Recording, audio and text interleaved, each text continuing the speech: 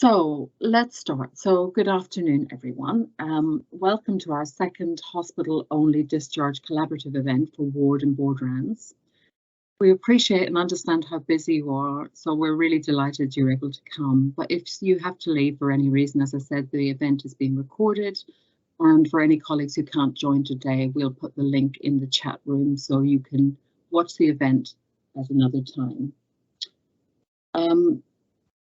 If you could, we're also going to be using Menti, and we will put that link up in a moment so you can join. If you've got a smartphone, you can use that way, but if not, you can join via the internet with the code at the top, which is on the screen at the moment, and we will put it up again if needed. So basically, may I ask you to introduce yourselves in the chat room and say who you are and where you're from. And put any questions or queries from the observation, and we'll pick those up during the event. We'll monitor these and hopefully have a healthy debate near the end of the discussion. We'd like to hear from you regarding the specific journey you're on and any barriers you're facing. And then I'll give a short introduction. So, Crystal, is it okay if we go back to the slides now for a moment? So, as I said, this is the hospital-only discharge collaborative, and this is the second event for board rounds. There have been 15 organisations. I should say that this is part of Workstream 1 of the National Discharge Task Force for hospital-only discharge. There are 15 organisations involved nationally, but obviously all other organisations are invited to these events. So again, please share this information with your colleagues. And the approach is to have 4 key themes. So if we go to the next slide, I think we've got our themes written there. So the themes, as stated, are supporting operational process, and that event happened on Tuesday, frailty and deconditioning, workforce, and as I said, ward and board rounds today, our second event. Next slide, please. So the collaborative approach, this is the 4 events in the middle, and this is how this learning event is open to all.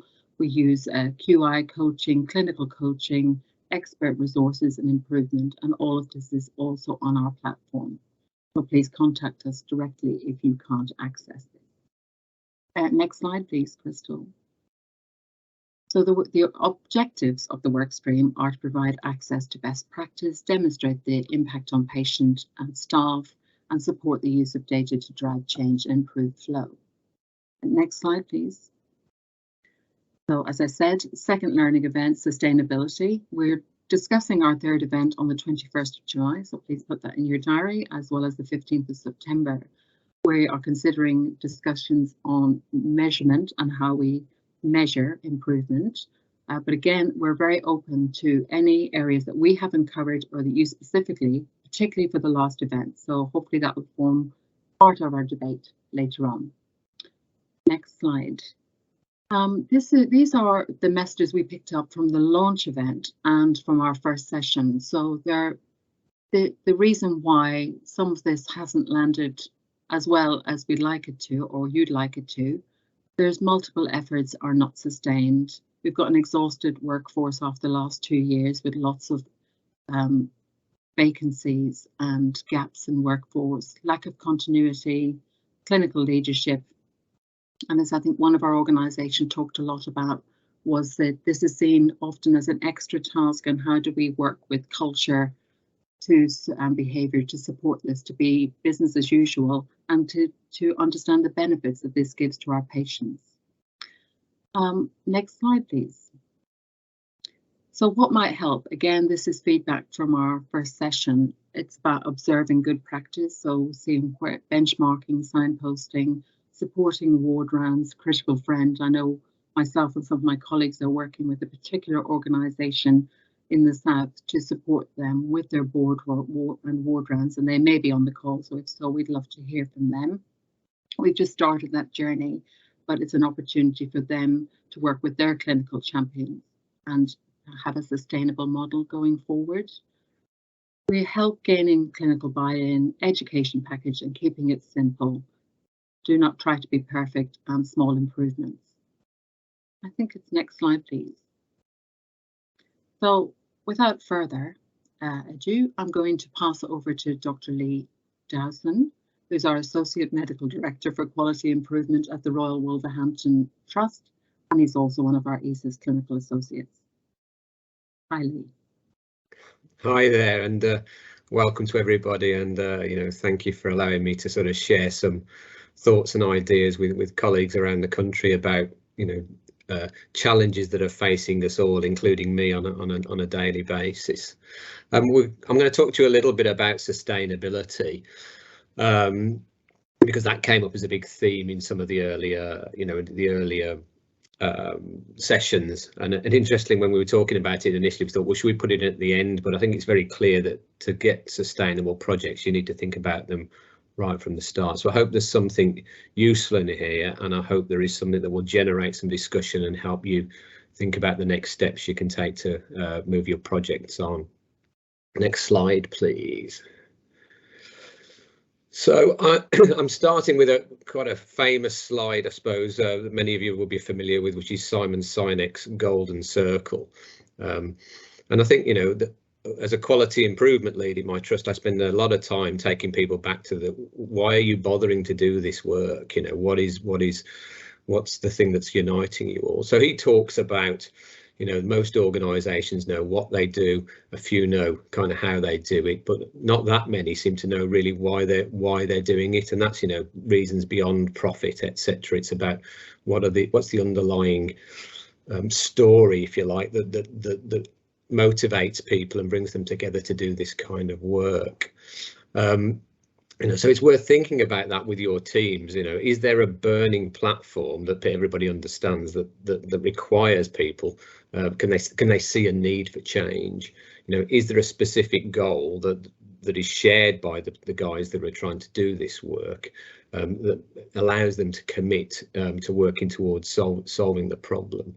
And do they have choice in their in their work? Because by giving people choice and an option to be involved and shape the work they're doing, you're going to get more commitment. And when we impose things on people, what we'll see is the natural human behaviour of resistance coming out.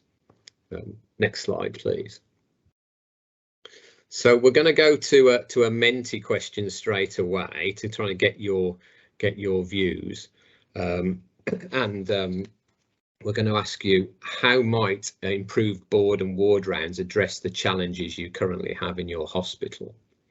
So if you'd like to start having some thoughts about that, and if you I don't know, if you may not all be sure how to log on to the Menti. You can use the codes we've got here. You can either on your computer go to menti.com and enter the code, or you can use the QR code on a phone or on an iPad or something like that to log in. So if you log into Menti, you should find an option for entering your thoughts on that question.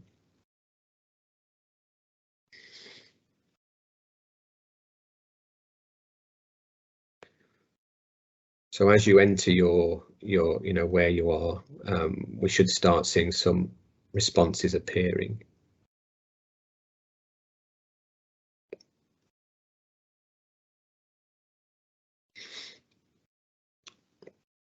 So consistency.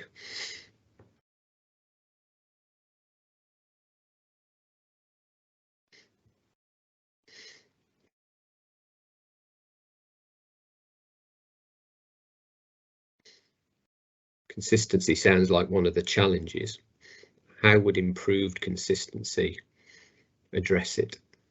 What outputs would we see?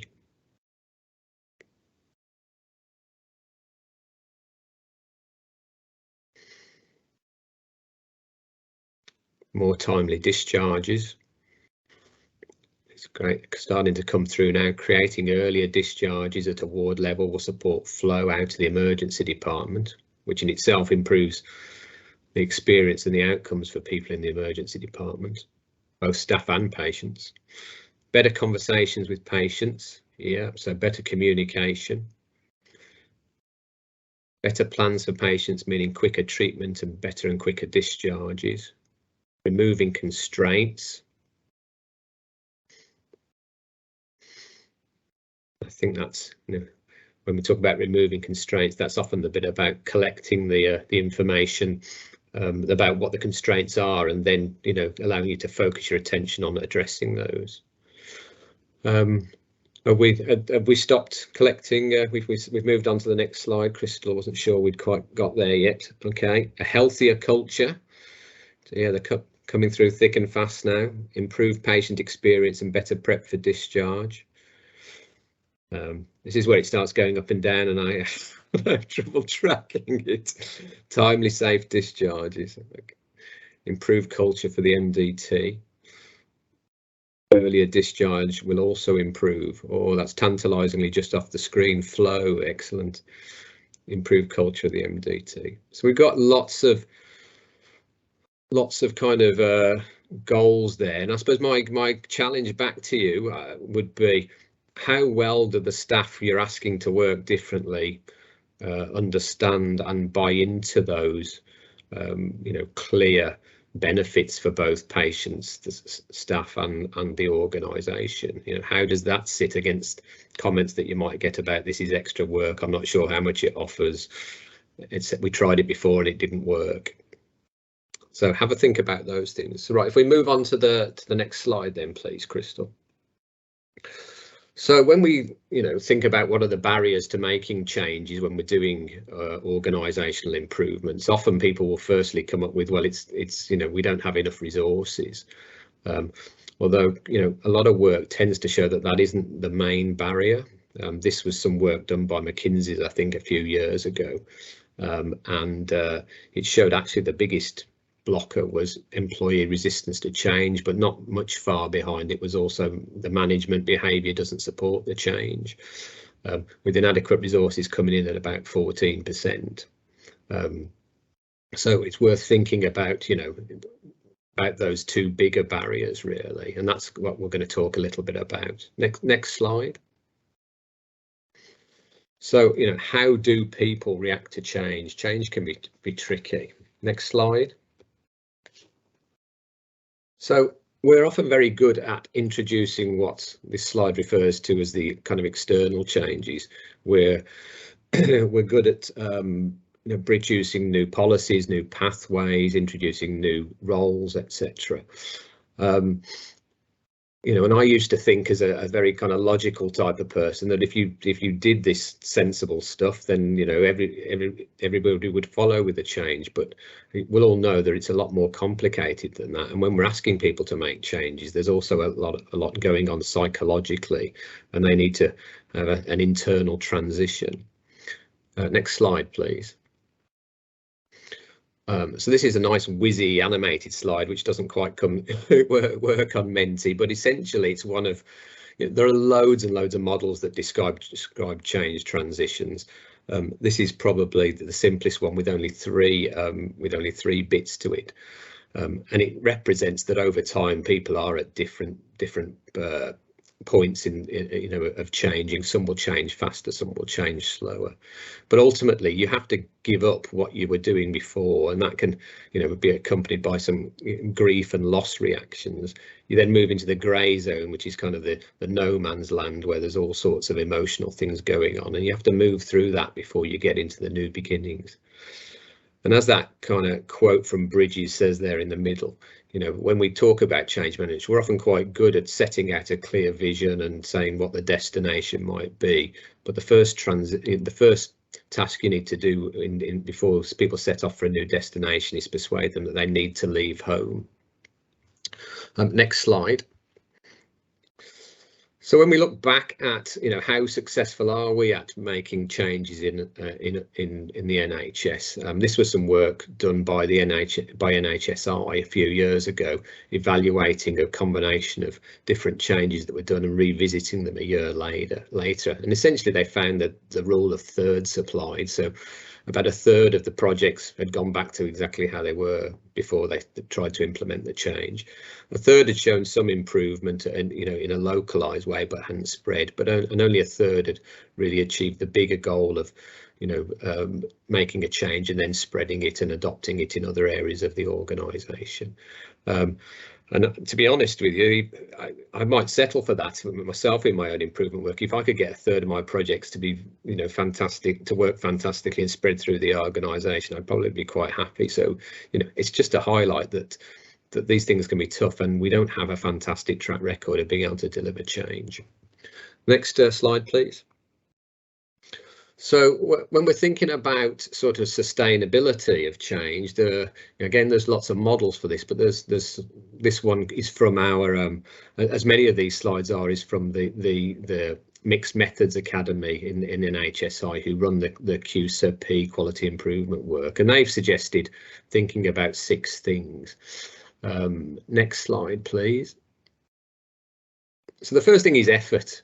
Sustainability doesn't happen by accident. It needs to be planned for, and you need to put as much effort into sustainability as you would, the rest of the project.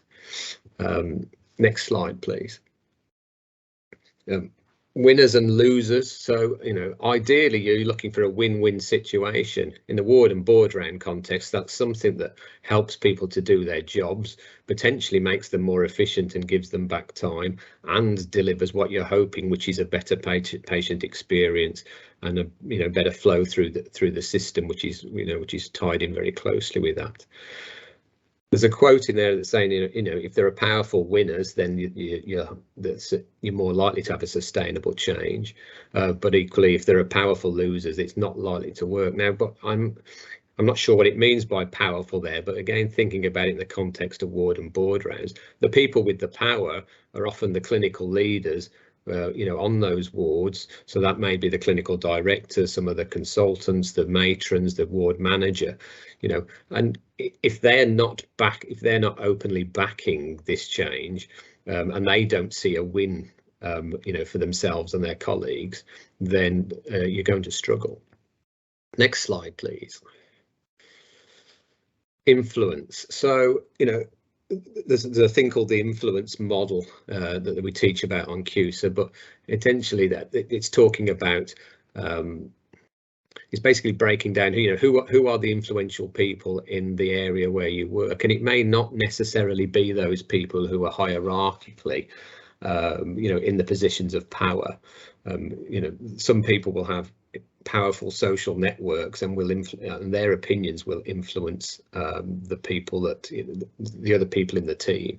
So extra work to get those to involve those people, get their ideas in and get them on board at the start can pay big dividends later on. There's just something else I think I was going to say about influence. Give me a second. No, next slide. Leadership. So the Chris Ham's group back in the early 2000s talked about an optimal leadership triangle, and within that they mentioned a sponsor. So that's somebody senior within the organisation who seemed to be backing the programme. That's also involves clinical leadership. That there's a doctor represented here, but that doesn't need to be a doctor. That can be somebody from nursing, somebody from an AHP, ideally a group of clinicians all pulling in the same direction. And then you need somebody who's doing the doing from the in a project lead way, but it's really important that team present a united front and role model the kind of ideas and behaviours that they that they are espousing. Next slide, please. So the QSA team's also come up with 5 kind of individual characteristics that we as improvement leaders ought to be modelling to improve our chances of being successful. So we've kind of mentioned role modelling, and it's worth also emphasising that as role models, senior people involved in improvement work, people will hang on their every word. They are signal generators and signal amplifiers, and they need to walk the talk. The second thing they talk about is influential collaborators, and in order to influence people you need to have a compelling story. You need to then make sure that you are making efforts to align things around what you're saying is going to happen. So for instance, You know, what are you doing to support the delivery of board rounds on a ward? What are you doing to escalate the issues that come out? What are you providing feedback to wards about what their performance is? Are they, if they're collecting data on why people aren't moving, you know, can you demonstrate to them that that data is moving up to a system level and something is happening? You need to be emotionally intelligent. You know, and what that essentially means being able to monitor how your own emotions and feelings are affecting yourself and how that manifests in your behaviour. But you also need to be looking out for those emotions and behaviours in the team you're working with, and you know, work on sort of the relationship management to ensure that that team is harmonious and pulling together to complete the task. You need to be an innovation enabler, on the understanding that, you know, for all your great ideas, the chances are the team actually on the floor probably have got better ideas than you. That's difficult for us as ESIS because we come in saying this is the way, you know, this is the way we're saying is quite a good way to do it. But we, you know, coming back to that thing about choice, we've really got to gather the energies and the ideas of those people who are on the wards, and I think we can do that through you know, offering them a menu of things that might help them, but really concentrating on what, you know, on what it is on that ward that they see might be their first steps to improving things. And that was the approach we took with the modern ward round work, which proved very successful.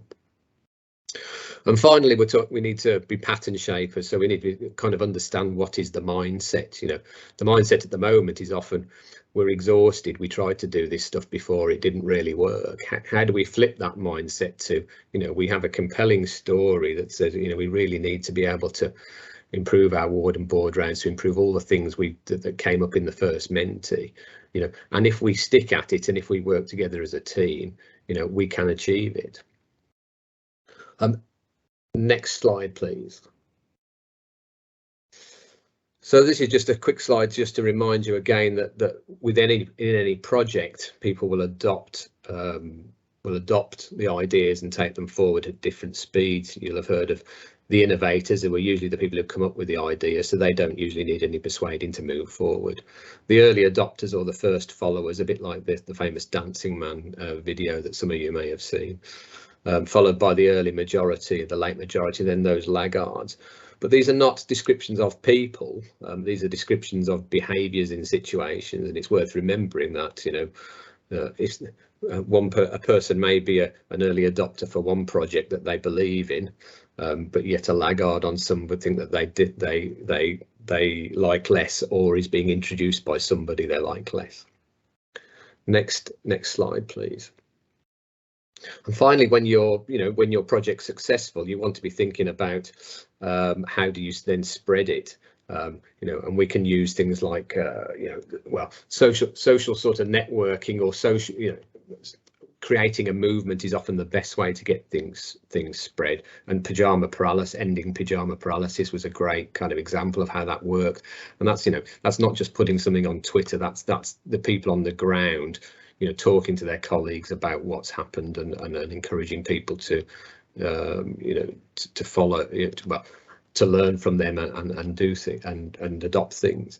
But there are some pitfalls, and I've always liked this slide that Pete Gordon from our team showed me a few years ago, which he calls the underwear conundrum, which is, you know, whereas we might all agree we should wear underwear, we definitely don't want to wear anybody else's. And this, you know, there's something about human nature that means that we need to, you know, feel in control. And if you just try and transplant one idea into another setting without acknowledging there may be some differences there, then you may fail. So you must always, you know, whenever you're spreading, you need to always go in and kind of say, this is what we've learned, we think this might work for you, what do you think, would it need adapting for your area? And often you may work through things with them and find it doesn't need very much adapting, but at least people have had that choice as it's come in. Again, where we impose, we will meet resistance. Next slide, please. Yeah, next slide, please. So just a little bit of a practical help when you're thinking about sustainability. There is a thing called the NHS Sustainability Model that was developed a few years ago. And it's a tool you can use to help you identify and understand the barriers to sustainability and essentially do kind of a gap analysis of your project versus a brilliantly sustainable project. You can use it at different points, and I'll come on to that, but you can also use it if you do it at different points, you can use it to monitor your progress. An important thing to note with it is that it's not designed for attaching to a team to see whether they do sustainable work. It's designed to be applied to a project. Next slide, please. So I'll just talk you through a little bit of the detail of this to see if it's something that might be helpful for you with your projects where you are at the moment. You can use this tool at any time during a project, and I say we'd encourage you to do it several times. You can do it in a cupboard on your own, but it probably won't be very useful. It's much more useful if you've got a number of stakeholders involved in the work you're doing, who they sit down and do it together, because that in itself does a bit of team building. It gets a better joint understanding of what's going on, and it helps to generate more ideas about some of the solutions to the issues or the barriers that will come up. But we suggest you definitely do it at the start. You might want to do it again just before you start piloting and implementing changes, and then before you sort of go on to spread it to other areas. Next slide, please. So it looks at 10 key factors, looking at processes, staff and organisation, and there are elements of that which I'll take you through one by one. Next slide, please. So firstly, benefits beyond helping patients. So again, this is looking for the win-win situation, beyond being altruistic and trying to deliver better patient care, which most people will sign up to. What are the benefits for staff? Is there less duplication? Can they work more efficiently? Can they see the benefits? The second thing is credibility of evidence. Has it been shown to work elsewhere? Are the benefits relatively easy to explain to people and logical to them? Is your project adaptable? Will it survive if the project manager leaves, or if one of the other key members of the teams moves on, or if there is a change in policies or procedures? And then monitoring progress again, we'll always come back to how can you monitor whether the efforts you're putting in are being successful? What data can you provide? And equally, how can you share that in a way that is motivating for people? So, I think the old sort of the productive ward, I think I'm told by a lot of my nursing colleagues, that was very good at producing data that was put in the ward environment, that when people walked on, they could see what was going on. There'd be some data, there's a narrative that explains what it means, there's a patient story in there, there's recognizing achievements. Next slide, please. And then you've got 4 staff factors, so training and involvement. Have you involved the staff who are required to do the change from the start, and have you actually given them some training to allow them to do this? I mean, when you think about ward huddles, what training do we provide to make people good at doing huddles? It often strikes me that it seems to be we just seem to expect people to kind of know how to work together as a team and how to do an effective huddle. So, it's not surprising that some of them may feel like a fish out of water doing that, not feel very confident, not want to contribute, and not necessarily want to put a lot of effort into it. Behaviours, what are the team feeling? Do they believe the change is worthwhile? Do they feel empowered to contribute? And then senior leadership, both clinical and and non-clinical. Are people walking the talk? Are they available? Are they showing their faces and being visible, supporting the project? Are you finding the staff are coming up to share ideas with them and ask them for their advice? Next slide. And the last 2 things are about organisational factors. So is the project you're doing, does it fit with the priorities and the goals of the organisation that you're working in? And really importantly, are people putting their money where their mouth is, if you like, and putting things, developing the infrastructure to support what's happening. So if I think about huddles and ward rounds on, where I work, there was investment into developing a tool for facilitating doing the huddle and collecting data and constraints data on the huddle. There's an investment in flow coordinators who support every huddle and collect that data and help to, organise the huddle. And the coup set up a meeting for the non-elective flow improvement group, whereby flow improvement work goes on a monthly basis to that group and is monitored against the data coming out of the huddles about what the delays are and what the constraints are. Okay, next slide, please. So filling in this thing's fairly easy. It comes as a booklet. For each of those factors, you've got on the left side some of the sort of descriptors about the things you might look for to fill in that particular theme, and then on the right there are 4 scenarios presented of which you choose which is the best fit for where you currently think you are. Next slide. So, and that essentially leads you to completing all 10 items and ending up with a score. Next slide, please. And that can be displayed in a number of ways. My preferred way is this bar chart, which essentially plots each of those items against your actual score against the maximum. So a bit small on my laptop screen here. I hope it's bigger for you. But I've talked about my younger self here. There's no time like now to start pursuing your career dream. Okay, I'm not sure who that is. It's hard when you're young. You're lost. Yeah, I'll if somebody could silence. Yes, thank you. So on this one, for example, if you look at clinical leadership engagement, the grey bar, which is at the score here, is a long way off the maximum. So you might say, actually, we need to go back and look at what's in that clinical leadership engagement and do some work in that area. Next slide, please. So in summary then, when you're thinking about sustainability of your project and success of your project, you need to think about sustainability from the start and revisit it regularly. You need to always make sure before you set off that there's a clear understanding of the why we're doing this. And that usually means spending a bit more time on what exactly is the problem we're trying to solve and what would a good solution to this look like. I spend so much of my time going back over what aims are when I'm doing improvement work with people, because you often find people have got very different aims. They're all turning up and putting lots of effort in, but they can be pulling in different directions. So engaging your stakeholders and tailoring your communications according to the needs really important. Remember, change is difficult.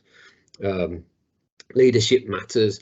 Understanding networks can be important. Aligning processes and supporting staff's really important. We often, there's always a tension between speed and sustainability, and I often end up, when I'm going in and doing some improvement work, it often feels to the team like almost we're going backwards slightly at the start. But it's really, if you plan things well from the start, if you really engage and motivate people from the start and spend a bit more time getting your planning right, the whole idea is then that actually you move much faster from that point. You make less mistakes. You've got more ideas about what your solutions might be, and ultimately it's a more efficient way of doing things. Start small and build on success, and feedback regularly to your teams using simple data and narratives, and make sure you recognise the success that those teams are having, however small, because that will build their confidence and make them want to do more. Next slide. So coming back, these were some of the things that you'd suggested might help. Just have a look at those and a think about those, and we're going to ask you what else in a minute. Next slide. We've got some resources, you know, that are available to support you as part of this programme. The links are there. So the Modern Ward Round self-assessment tool is what we used when we were doing the Modern Ward Rounds work last year. And that's a self-assessment tool where you can again do a kind of gap analysis about what your current ward rounds look like compared to what they might look like. On top of that, we've got a link to the resources around that, including I think the case studies for various areas and what they managed to achieve in terms of improving their board and ward rounds. We've got the link there to the NHS Sustainability tool that I've just shown you, a link through to our NHS Futures page, which has got all of our resources on, and also to our YouTube channel that's full of bite-sized type videos that you can, you know, that will help with your education and you can share with others. And finally, at the bottom, we've got this, you know, there's an offer with all of this of coaching support where members of the ESIS team are available to have meetings with the improvement leaders trying to do this work, you know, to go through things, to create thinking space for them, occasionally to offer them, you know, direct advice and some of the resources that we have, or to share good practice from other areas. So I think that brings me to the end of my presentation, onto the Menti. So we've got two more questions coming up here.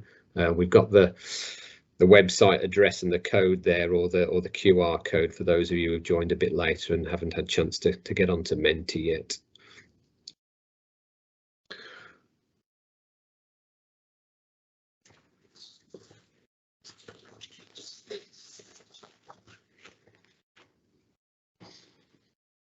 Okay, if we move on to the first question, then, is, having had some thoughts about that, having thinking about your project, what are the next steps you will take to achieve your board and ward round improvement goal? This is really just to create you a bit of space to think what you might do, but also the suggestions you put up may be very helpful to the other people on the call about sort of things that they might also try.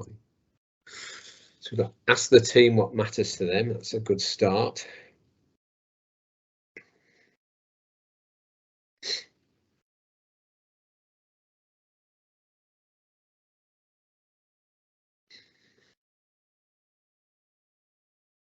Look at using a more structured approach, i.e. the sustainability model. Excellent. Review the purpose and ensure it's clear and resonates with the teams.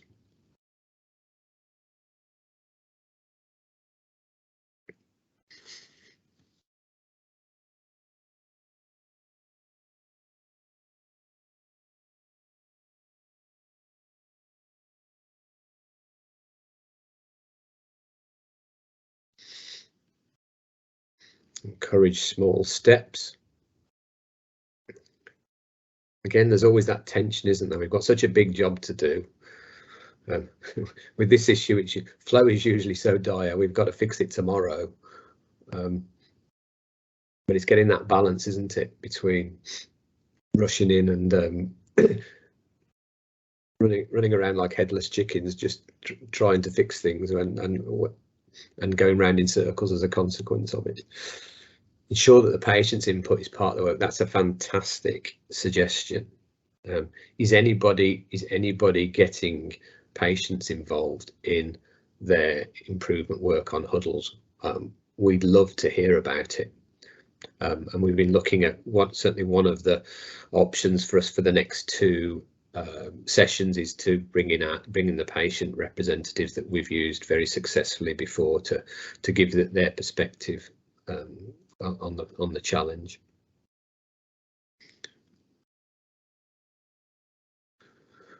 Just give you another minute on this, I think. Anything coming up in the chat?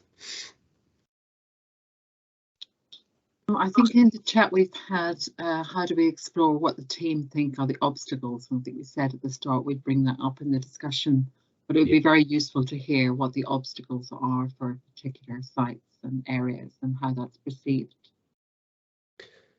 Okay, a couple more. Nothing else related to the Menti, Lee, but there will be more on the discussion. Great, thank you.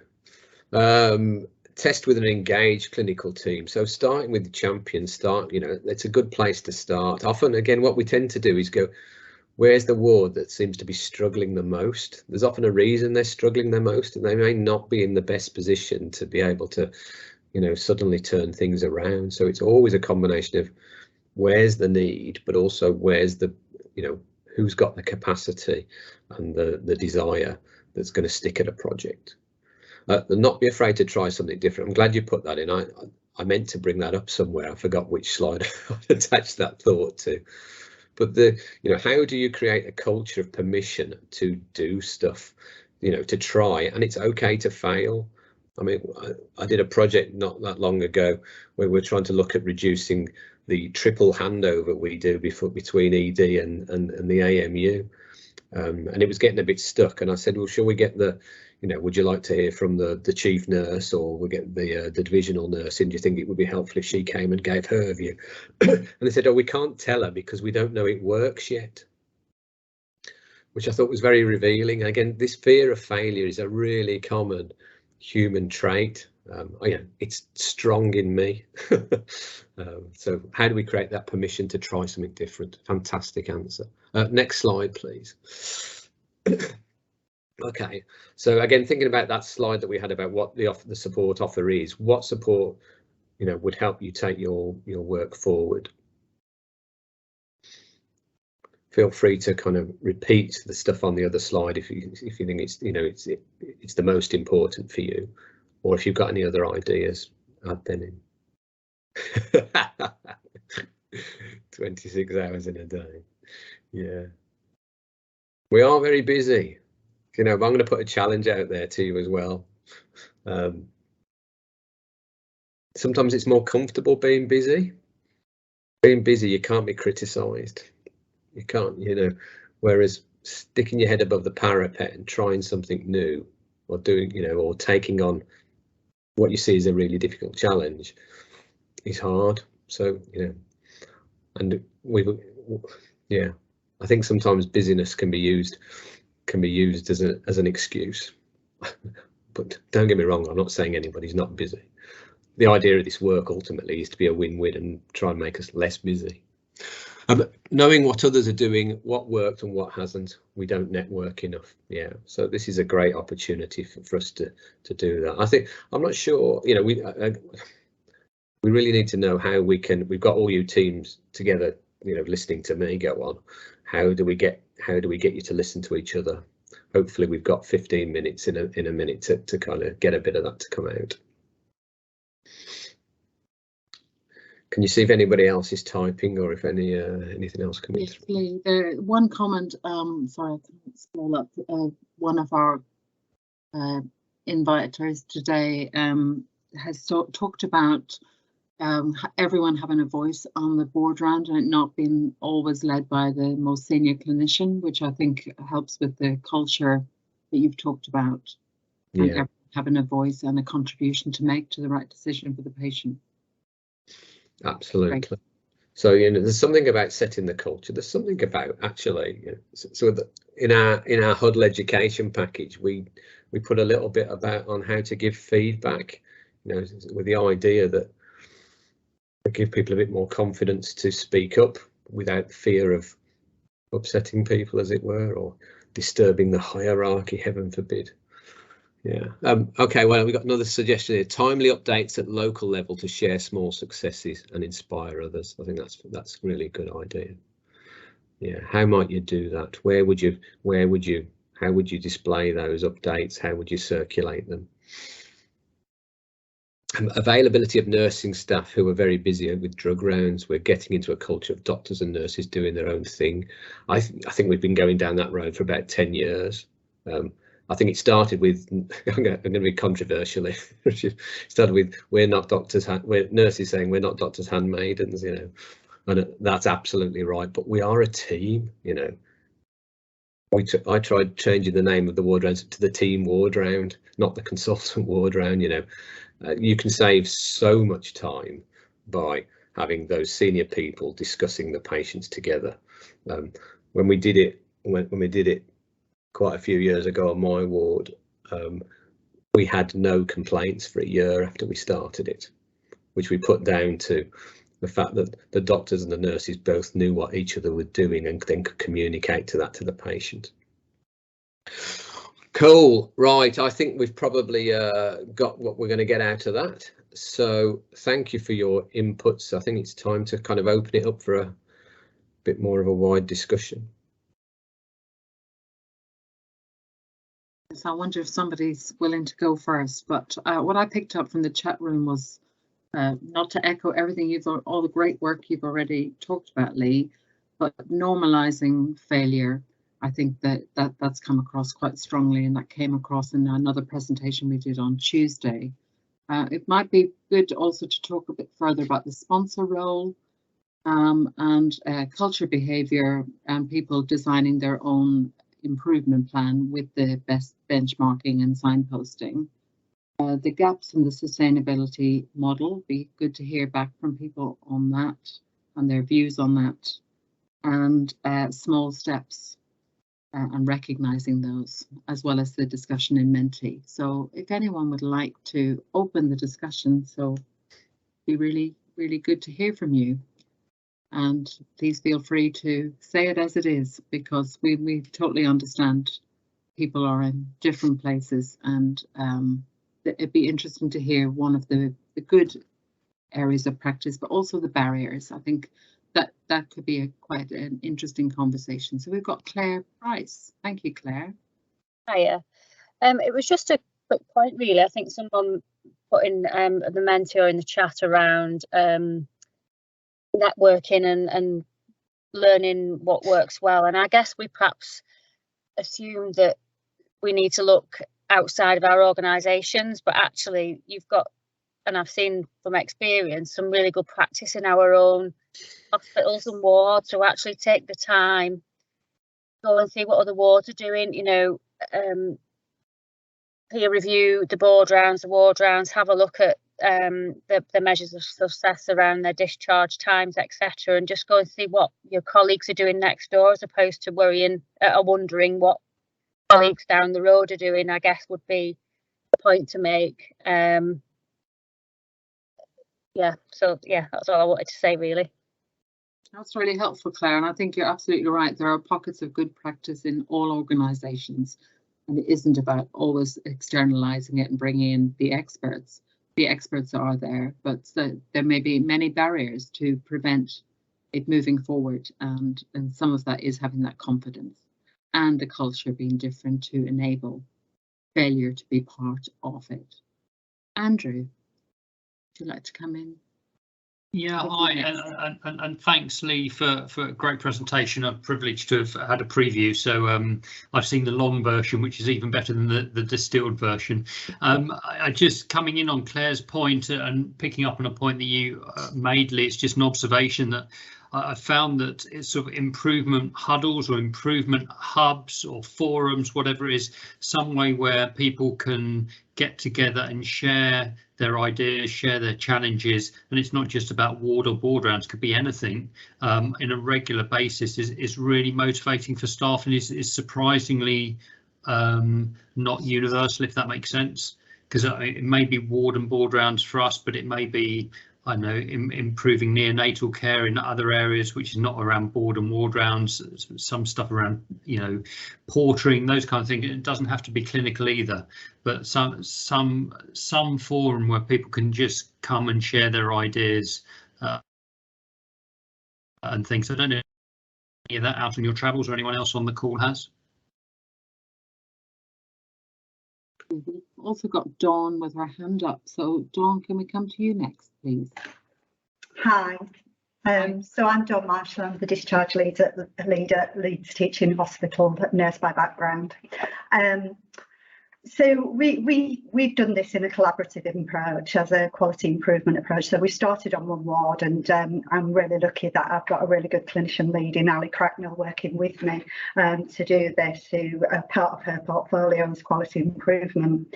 I think what we found is one size doesn't fit all, because we have so many specialties that you just cannot have, and even we name them differently. So it'll be MDT on one ward, board rounds on other wards, it'll be ward rounds on other wards, and so you have to do this in a really flexible way to fit the needs of that particular area. What we're doing is we're coming up with a principles document of ward rounds. What are the standard work, good practice for the principles of a ward round, using the 4 patient questions, which I think someone's mentioned previously, but applying that to the medical model of diagnosis, plan, CLD and EDD, but obviously hoping that that filters through to the patient as why am I in hospital, what's happening today and tomorrow, what do I need to go home and when am I going home, so that we can use that language in a very different way. We've seen some really good results of this. So we've got a particular ward what we started on, and we've now rolled that out to all our elderly care wards, the model, and we've done the rotation of staff leading the MDTs. I think what we found with that is that we've got a fully informed group of staff, so whatever conversations they're having with patients, they're having the same conversations. There's no ambiguity around, because we're using those 4 standard way of working, so there's no ambiguity of someone talking to the patient and saying something different to somebody else. But it's also, I think, the big win on this is how they've gelled together as a team, and they talk about knowing each other much better and working together much better, which I mean, it was a byproduct of this really, but has been really energizing for me, seeing that on the ward. It's just a reflection of our work. We're not there yet. We've rolled out our long-term rehab wards, and they're doing it in a very different way, but a standard way. And little things like everybody having a coffee to start with the MDT meetings, and everybody introducing themselves has been really helpful within that, so that you set that culture to begin with. And then we will be rolling out to our surgical wards and surgical specialties very soon, but just thought it'd be helpful for people to know what we're doing in Leeds. That's really helpful, Dawn. Thank you so much. And I think you've echoed really what we would recommend as best practice: designing your own, standardising, doing it together, building trust, and ensuring you develop a stronger culture with the patient at the heart of the decision making. Lee, is there anything you'd like to add to that? I feel I'm doing a lot of talking. No. So I could have done with that to reference on about 5 or 6 of the slides there, Dawn, because you're giving people principles but not telling them what to do, so they're retaining that choice, and the bit about adapt, you're allowing people to adapt to what their local needs are. You've talked about a couple of win-wins there, both in terms of team building and ending up with better communication to the patients as a result of this. So it's a fantastic example of using principles. Of course, I would say it's probably I'm sure Ali having a QI background and thinking a little bit about that has helped with that. So again, it's just that spend some time planning, think about the structure of how you're doing your work, analyze how it goes on, and put a bit of structure on it, as opposed to diving in, we've got to fix it up tomorrow. Has anybody else got any sort of positive things they can share from their work? Nothing. It wasn't saying no change too small, no job too small. That's what a decorator would say, isn't it? Anything people would want to share about their successes. Oh, we've got Ben coming in now, one of our easiest colleagues. It's not so much a success thing, but it's a tip really. It's a thing around actually different teams might approach the same problem in a different way. So example being the project around trying to improve use of the discharge lounge, and some wards weren't really engaging with it, but actually the real goal is not using the discharge lounge more. It's actually making sure that so internal wards pull from the admissions units early, and actually they had a different approach. They were just getting their patients out earlier, and actually they were organised, and or they'd sit them in the day room waiting for the TGO or whatever else. They would do something different, but they were pulling the patient. Actually, they were achieving the real goal, which was getting the patients. They were pulling the patients off the admissions wards quite early in the day. But there's another ward which might be using the discharge hours more, but doing it at 3 in the afternoon. And so actually, they may have a different solution. So make 2 tips. One is, if they're not doing exactly what you want, but they're achieving what you want, that's brilliant, and share that. And the second thing is the goal, right? The goal of using the discharge lounge is a surrogate way of creating flow up to the hospital as part of their ward round process, when actually and just simple stuff, and they as a success thing. So our short stay units started to, in terms of early discharges, the nurses the people are going home the next day, if they're pending on a blood result or whatever else, the nurses on nights would started to do the bloods about 6 a.m. on those patients. So when you come for the board round about 8, half 8, the results are often back or very shortly afterwards. So actually, rather than going, oh, the phlebotomists come around at 9, if the bloods are back by 3 o'clock, oh well, and because the bloods were going off at 6 a.m, the labs are pretty much empty, so they go straight on the analyzer first thing. They're on the first bloods done in the day, and actually they're achieving it by basically, they move the process. They weren't doing bloods in every patient, but there were 3 going home. They do 3 sets of bloods at 6 a.m. and by 8 o'clock in the morning, half 8, the results are back, rather than wait till a simple step they put in, and they came up with that all on their own, how to do that. So getting staff involved, and what took my in the chat I put about barriers. One of the barriers was bloods, and they solved that themselves by changing the time the bloods were taken. That's just a good example of a simple step you can do. So when the board round happens, we've got the results already. It's a simple tip you can do to get your goal right. If you look at the obstacles sometimes, that to give the staff will come up with great solutions.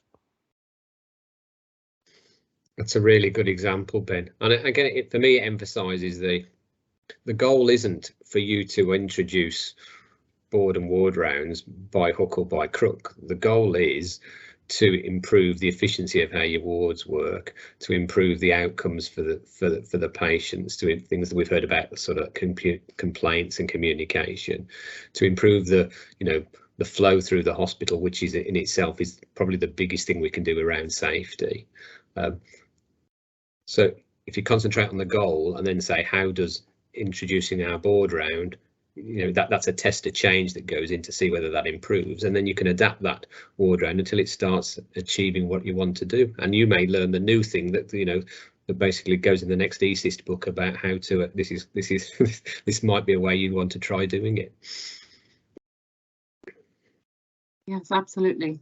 I know in a site that we've been working on recently, we then put the challenge in the nicest way back to the teams. What could they do tomorrow rather than waiting for the next event? On this particular organisation, it became evident that they were using lots of pieces of paper for their board rounds and then updating it onto their live system. One to help the site team, but one that didn't really inform the clinical judgment. So the 2 wards decided they would use the live PTL data the next day, and they're going to use that as a test of change. One, it takes out another step, but equally everyone's got the right information first time. So it was, rather than waiting for an event in 2 months' time, that was something they would do the next day.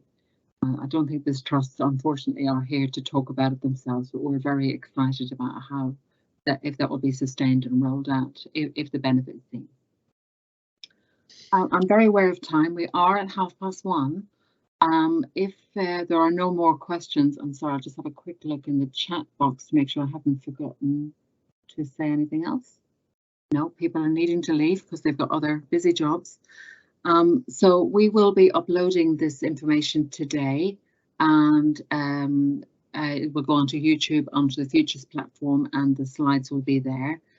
Please make contact with us as individuals who are working with your site, but through this system or our email or Futures, if there's anything else we can help you with, and have some thoughts about the next 2 events. As we said, we're going to concentrate on measurement on the next event, but then we haven't yet got a title for our 4th event in September. We've got another quick tip from Ben. I've just picked up. Just having results computer open on the board round, absolutely.